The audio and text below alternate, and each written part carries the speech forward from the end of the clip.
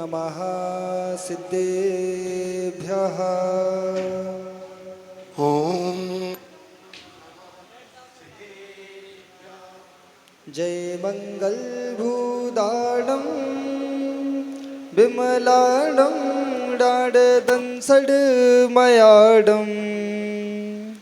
तैलोयसेराडं ड़मोसया सव्यसे धाडं इंदसदवंदियाडं त्युअडेद मधुर विसदवाकाडं अंतातीद गुडाडं ड़मोजिडाडं जिद भवाडं ड़मो अरिहंताडं ड़मो सिद्धाडं ड़मो आयरियाडं ड़मो अज्जायाडं ड़मोलोए सव्वसाहूडं।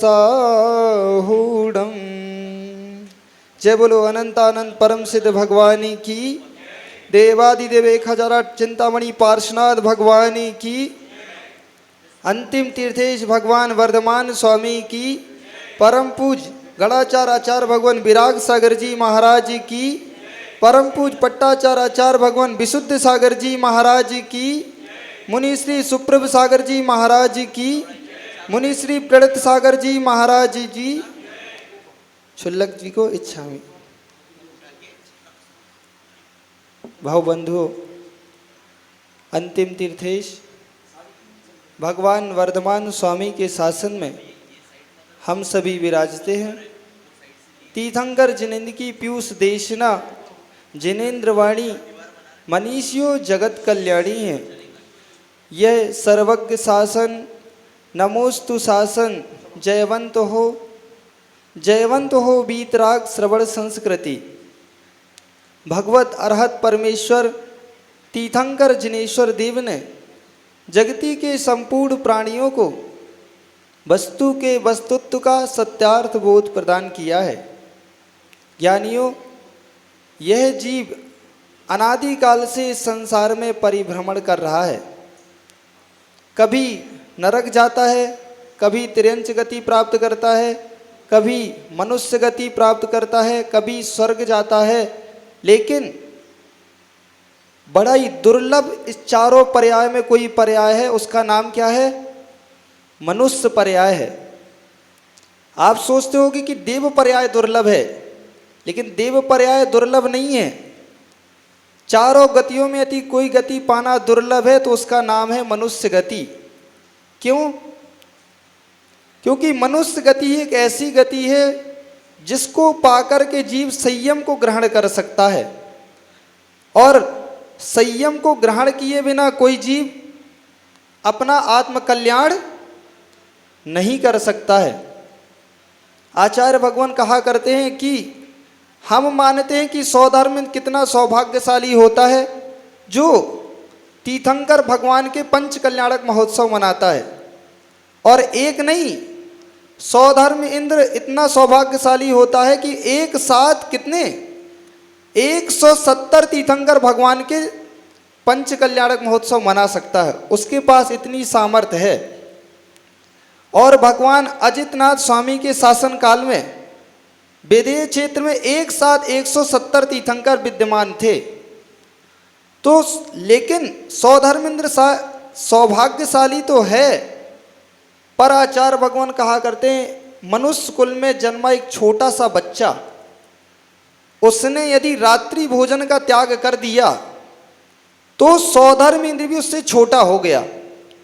क्यों?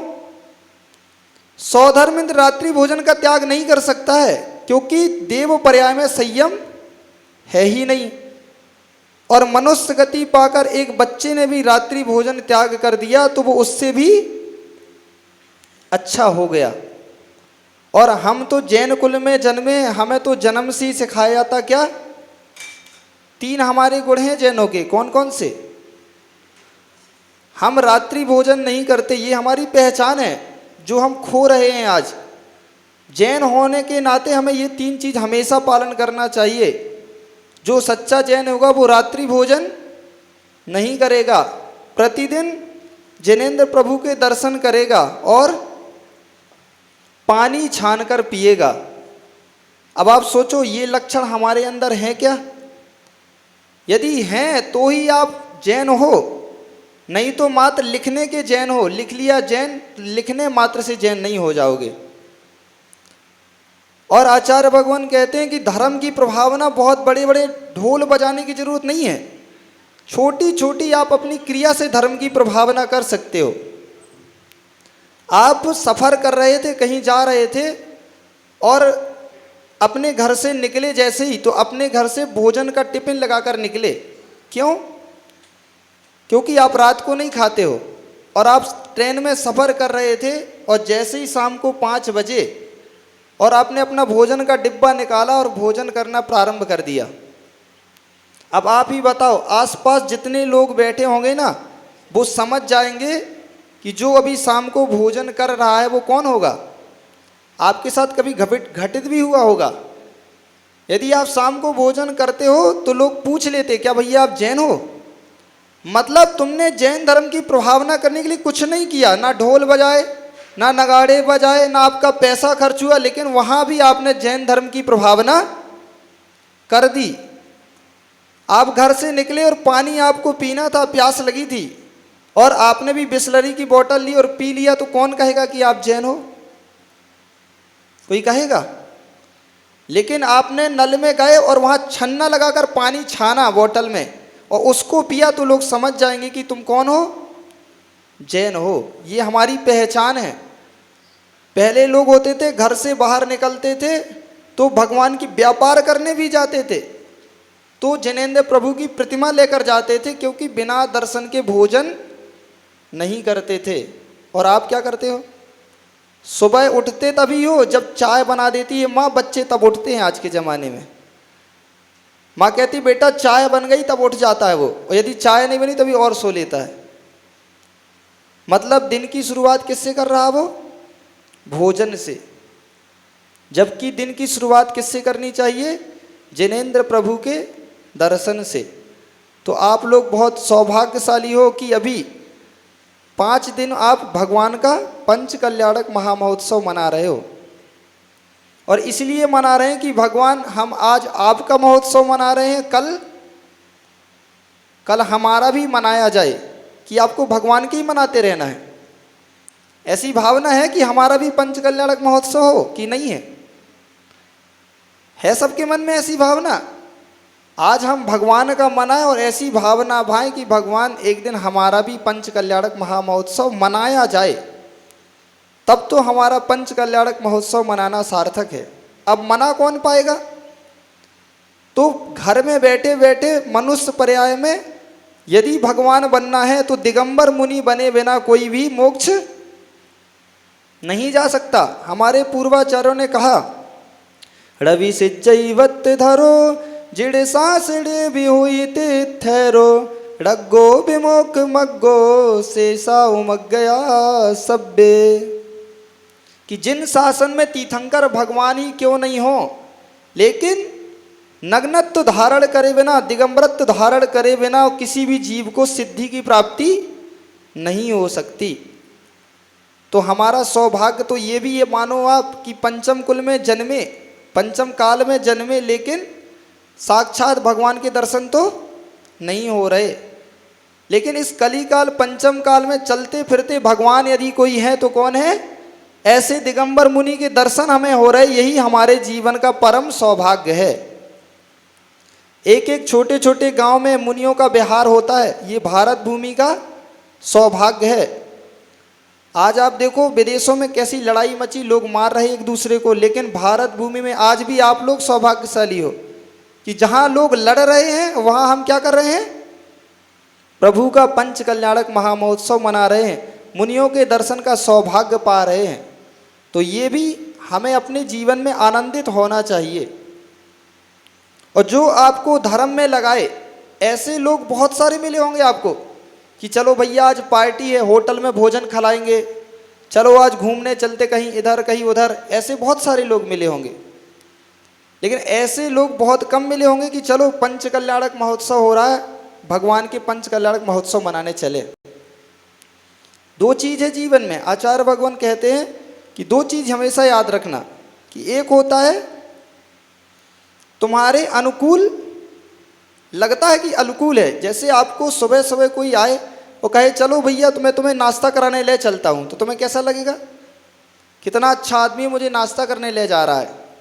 लेकिन सुबह आपको नाश्ता करने तो ले जा रहा है, आपको लग रहा है वो हमारा कौन है, मित्र, लग रहा कि नहीं। लेकिन जिनवाणी कहेगी वो मित्र लगते भी कौन है, तुम्हारा अनुकूल शत्रु है। लग कैसा रहा है, अनुकूल, क्योंकि तुम्हें नाश्ता करने ले जा रहा है। अनुकूल लगते भी कौन है, मित्र नहीं है, कौन है, अनुकूल शत्रु है। और एक व्यक्ति सुबह से आया, बोला चलो भैया मैं मंदिर जा रहा हूँ, मेरे साथ भगवान के दर्शन करने चलो। अब सो रहे थे तो तुम्हें लगता कि अरे कहाँ जगा दिया, अब नहाना पड़ेगा, मंदिर जाना पड़ेगा, तो तुम्हें कैसा लगता, वो शत्रु है, जगा दिया मुझे। लेकिन जिनवाणी क्या कहेगी, वो शत्रु नहीं है, वो कौन है, तुम्हारा प्रतिकूल मित्र है। लग रहा प्रतिकूल है इसलिए प्रतिकूल कहा, लेकिन है कौन वो, जो तुम्हें धर्म से लगा रहा, वो प्रतिकूल होते भी तुम्हारा कौन है, मित्र है। इसलिए हम अनुकूलता ही नहीं देखें, ऐसा हो सकता है जो अनुकूल लग रहा है वो शत्रुता निभा रहा हो, और जो प्रतिकूल लग रहा है वो तुम्हारा मित्र हो। तो मात्र जिन शासन वर्तमान को ही नहीं देखता, एक जैन धर्म ही ऐसा है जो त्रैकालिकता को देखता है, भूत को भी देखता है, वर्तमान को भी देखता है और भविष्य को भी देखता है। और जिन शासन ही एकमात्र ऐसा है जो कहता है कि हम भक्त ही नहीं है, हम भी बनने वाले भविष्य के भगवान हैं। अन्य कोई दर्शन ऐसा नहीं है भारत भूमि में जो कहता हो कि तुम भगवान बन सकते हो, है क्या कोई, एकमात्र जिन शासन है। हमारे भगवान ने ये नहीं कहा कि मैं भगवान बन गया तो मैं ही रहूंगा, तुम लोग भक्त ही बने रहो, कहा क्या, भगवान ने तो कहा यह परमात्मा स एवं हम योहम स परमस्तता अहमेव मयोपास्यो नाना कश्चित स्थिति, कि जैसा भगवान है वैसा ही मैं हूँ, वो बन चुके भगवान है और मैं बनने वाला भगवान हूँ। यदि इसका बोध नहीं है तो भगवान की भक्ति करना भी हमारा व्यर्थ हो जाएगा। क्यों कर रहे हैं हम भगवान की भक्ति, आप मंदिर जाते हो, मुनियों के पास आते हो, मुनियों को हार देते, जितनी भी धार्मिक क्रिया कर रहे हो उसका उद्देश्य क्या है, बंदे तदगुण लवदे। यदि ऐसी दृष्टि है तो ही तुम धर्मात्मा हो। यदि इसलिए आ रहे हो कि भगवान मेरे घर में धन नहीं है, धन की पार्जन हो जाए, मेरे बेटे की शादी नहीं हो रही, आपकी भक्ति करूंगा, बेटे की शादी हो जाए, तो तुम्हारा धर्म करना, मांगो मत, मिलेगा तो भगवान की भक्ति से ही, लेकिन मांगो मत। भगवान के दर में आए बिना कुछ मिलेगा भी नहीं। भक्त वही बनेगा, भगवान वही बनेगा जो पहले भक्त बनेगा। भक्त बनो नहीं हो, तुम भगवान बनना चाहो तो हो जाएगा क्या। कोई सोचे मुझे प्रोफेसर बनना है, डॉक्टर बनना है, और कॉलेज जाए नहीं पढ़ने, तो बन जाएगा, नहीं बन सकता। ऐसे ही हमारा प्रथम दरबार है भगवान का दरबार, कि भगवान के दर्शन करके ही हमें आत्मबोध होता है कि दुनिया में कितनी मुद्रा आपने देखी होंगी, लेकिन शांति कहाँ मिलती, आप अनुभव करना, कहाँ मिलती शांति। अभी हम मंदिर गए थे, आपके इतने सुंदर भगवान रखे हैं, 5 काले कलर के, वो पाषाण के आदिनाथ भगवान की दर्शन करके लगा देखो इतनी छोटी जगह में इतने सुंदर भगवान विराजमान हैं। उनके दर्शन करने के ही मन शांत होता है, क्योंकि वो शांत मुद्रा है प्रभु की। ऐसी मुद्रा अन्य भारत में आपको देखने नहीं मिलेगी। ऐसी मुद्राएं मिलेंगी जिसको देख के कसाय भड़क जाए, लेकिन भगवान की मुद्रा ही ऐसी है जिसको देख के मन प्रशांत होता है, मन में भक्ति के भाव उमड़ते हैं। तो आपका सौभाग्य है, आज एक सौभाग्य और मिलने आपको जा रहा है कि आप कम से कम अभी मुनि बनने के मार्ग में नहीं हो, ब्रह्मचारी नहीं बन रहे, लेकिन एक जीव आपके समक्ष ऐसा आया है जो भविष्य में भगवान बनने वाला है। और आगामी 17 अप्रैल को पट्टाचार्य आचार्य भगवान विशुद्ध सागर महाराज के कर कमलों से क्षुल्लक दीक्षा होने जा रही है। तो आज आपको उनकी गोद भराई का भी सौभाग्य प्राप्त होगा। ऐसे कलिकाल पंचम काल में भी आप सोचो, जहाँ व्यक्ति को छोटी छोटी चीज़ें त्याग करने में बहुत कष्ट होता है। अभी इतने सारे लोग बैठे हैं, अभी किसी को कह दिया जाए कि आप रात्रि भोजन त्याग कर दो, तो कितना विचार करना पड़ेगा, सोचो आप सोचोगे अभी कैसे त्याग कर दूं, अभी भविष्य में मुझे शादी में जाना पड़ेगा, रात को खाना पड़ेगा, कितने विचार आएंगे। मतलब जो व्यक्ति त्याग मार्ग में आगे बढ़ रहा है, तो आप सोचो उसने कितना निर्णय किया होगा। बिना निर्णय किए कोई इस मार्ग में नहीं बढ़ सकता। जो मुनि बन गए, जो त्यागी वृत्ति बन गए, जो क्षुल्लक बन गए, एलक बन गए, ब्रह्मचारी बन गए, कैसे बन गए? बिना निर्णय के बन सकते थे क्या? तो जिस जीव ने ऐसा निर्णय ले लिया कि मैं अब मोक्ष मार्ग में बढ़ रहा हूँ, तो हम नहीं बढ़ पाए तो उनकी अनुमोदना तो हमें करना चाहिए। क्योंकि पंचम काल ऐसा है, पूर्वाचार्यों ने कहा कलौ काले चले चित्ते देह चान्नादि कीट गए एतद चिद चमत्कारा जिन रूप धरा न रहा। कि 7 आश्चर्य आपने सुने होंगे, सुने ना 7 आश्चर्य, लेकिन आचार्य भगवान कहते हैं वो आश्चर्य नहीं है। पंचम काल का महा आश्चर्य कोई है तो ये है कि इस खोटे काल में भी आपको चलते फिरते भगवान दिखाई दे रहे हैं। ये इस पंचम काल का चमत्कार है। तो हम आज भक्ति भाव से भैया जी की दोपहर में गोद भराई करेंगे कि इस भावना से करेंगे, भगवान आज हम भैया जी की गोद भर रहे हैं, कल हमारी भी गोद भरे। अब हमें ज़्यादा समय नहीं, मुनि ऋषि के अपन को प्रवचन सुनना है, उनने हमें समय दिया, इसीलिए मंगल भावना के साथ भगवान महावीर स्वामी की जय। मुनि